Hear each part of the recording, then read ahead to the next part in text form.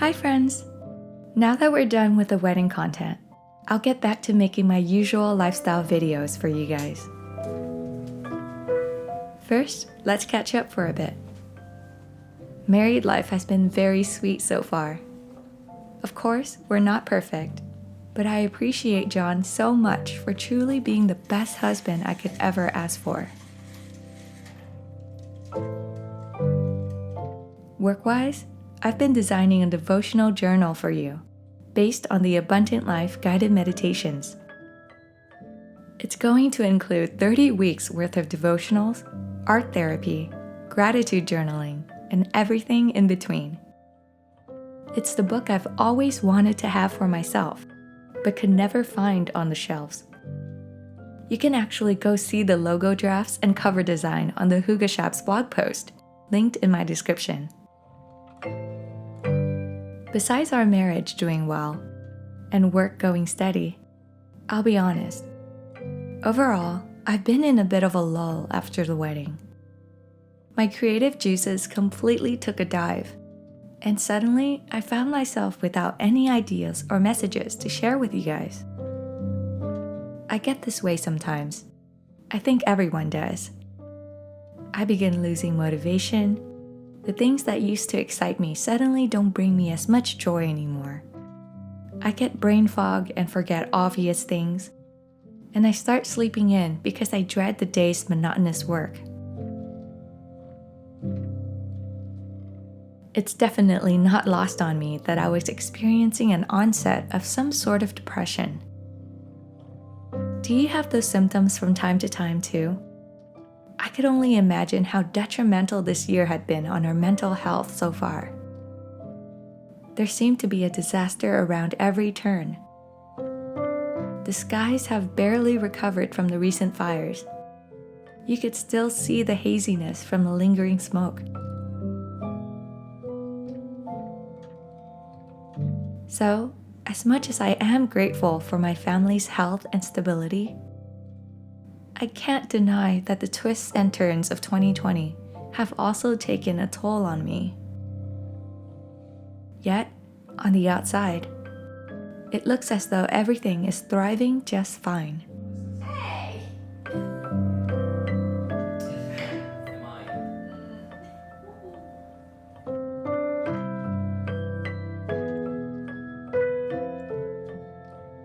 That's the tricky thing about mental health.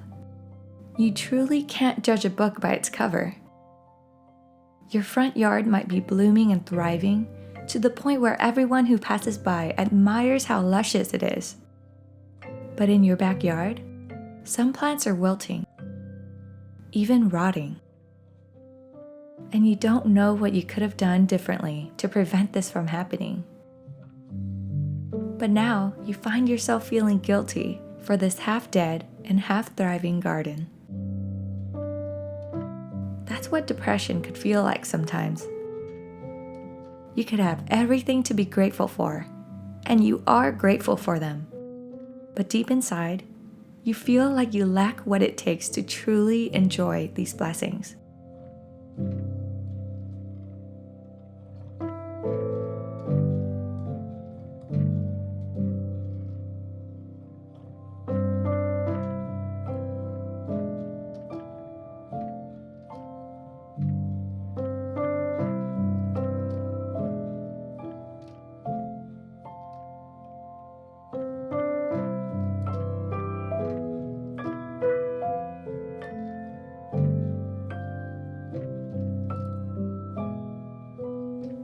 Sometimes, it takes more than just a boost of fertilizer or more water to revive a wilting plant.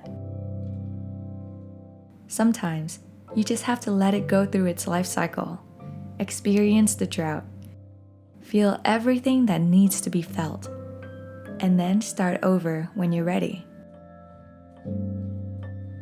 It's okay to go through dry seasons. There's enough grace for all of us to experience withering droughts.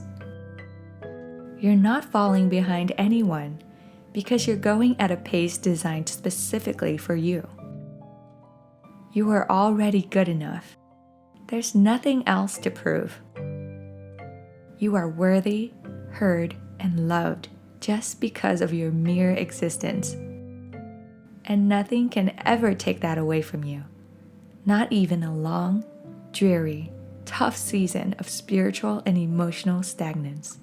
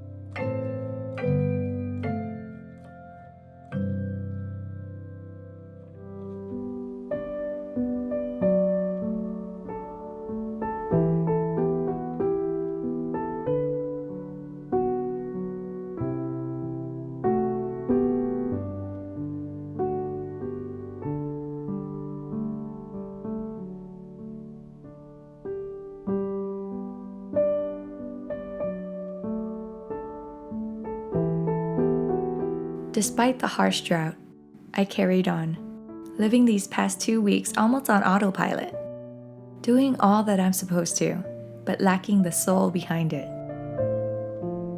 I even skipped on posting a video last week because I didn't have a concrete message for you guys. And I definitely didn't want to conjure up some generic message about God just to fill my channel with a new video. If I don't have a message, I'd rather not post at all because I don't want to give stale bread, as they call it. But on Tuesday, I went to music practice at church and confided in a friend about my sudden lack of motivation. I told her about the stale bread thing, expecting some empathetic looks and ahs in return. Instead, without skipping a beat, she said, "Then make breadcrumbs, make toast. There are so many things you can make with stale bread." I didn't expect that kind of response at all. It caught me off guard in the best possible way. My heart was filled with comfort and reassurance almost immediately after she said that. And here I thought there was nothing God could do with my stale bread. Not only was He walking with me through this season, He also sent a friend to encourage me in the way that only He could. I woke up the next day at 7 a.m. with a newfound jolt of energy that I hadn't felt for weeks. It turned out to be the most productive day I've had in a long time, and I was suddenly motivated again. I mean, how could I not be? I just felt so heard. And to think, I didn't even formally pray about my lethargy. Looking back, I think I felt guilty and somehow responsible for this lack of motivation, and I was ashamed about seeking God's help. Yet, He sought me out first and gave me a reminder akin to what Apostle Paul said in 2 Corinthians 12. But he said to me, "My grace is sufficient for you, for my power is made perfect in weakness. Therefore, I will boast all the more gladly about my weaknesses, so that Christ's power may rest on me. That is why, for Christ's sake, I delight in weaknesses, in insults, in hardships, in persecutions, in difficulties. For when I am weak, then I am strong. No matter what you're going through in this season, this is a reminder to lean into your weaknesses rather than feeling ashamed or discouraged by them. For when you are weak, He remains strong. And when you're in Him, you too become strong. And He will keep a watchful eye over your life. With Jesus, no seasons of staleness will ever go to waste. Like my friend said, there are so many delicious things you can make with stale bread.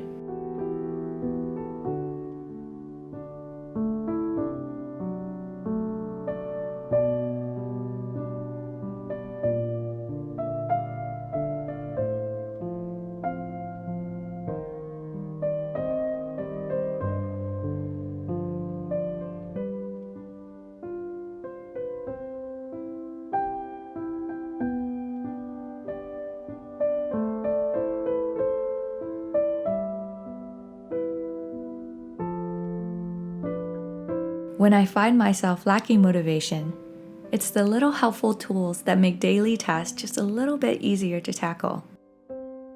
One tool that has really helped me in this season has actually been this minimalistic mouse by Logitech, called the MX Anywhere 3. I've been using it to work on my devotional journal, edit videos, and design new spaces around my house.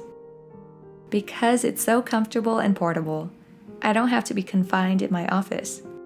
I could work from anywhere, really. Hence the name. This mouse has truly been a gem for me in this season. I get things done so much quicker. Tasks that used to take me hours to finish, such as photoshopping mockups and editing on Premiere Pro, now take just a fraction of the time. And I could do it all on the comfort of my own couch. I'll leave a link for this mouse below. Until next time, friends, I'll be working on the devotional journal for the next few weeks, so follow the Hookah Shop on Instagram to stay updated on everything. I'll see you all soon.